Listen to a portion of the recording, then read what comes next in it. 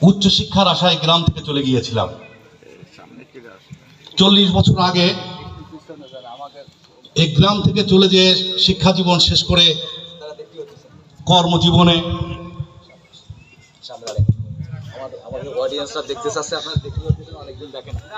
কর্মজীবনে প্রবেশ করেছি।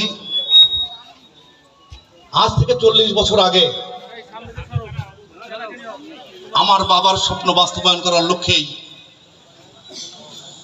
খুলনার আজম খান সরকারি বাণিজ্য বিশ্ববিদ্যালয় কলেজের 11 শ্রেণীর ছাত্র হিসেবে ভর্তি হয়েছিলাম।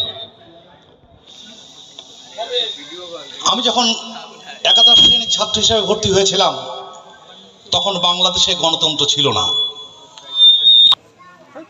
আমি এই গ্রাম থেকে একটা সন্তানের কথা বলতে চাই। তিনি যখন বিএল কলেজে পড়তেন,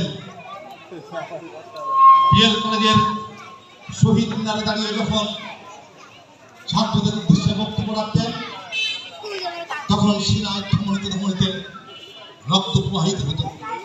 তিনি বাংলাদেশের জনগণের কথা বলতেন, তিনি বাংলাদেশের মানুষের সুখ শান্তির কথা বলতেন, ছাত্রদের ন্যায্য অধিকারের কথা বলতেন।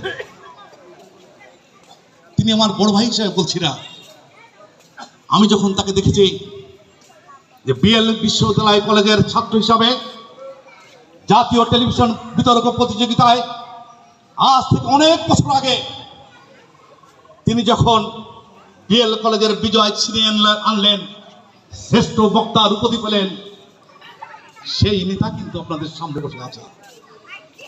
আমি তার কথা পুলকিত হই। আমি দেখি তিনি বাংলাদেশের জনগণের কথা বলেন, দেশের কথা বলেন, মা মাটি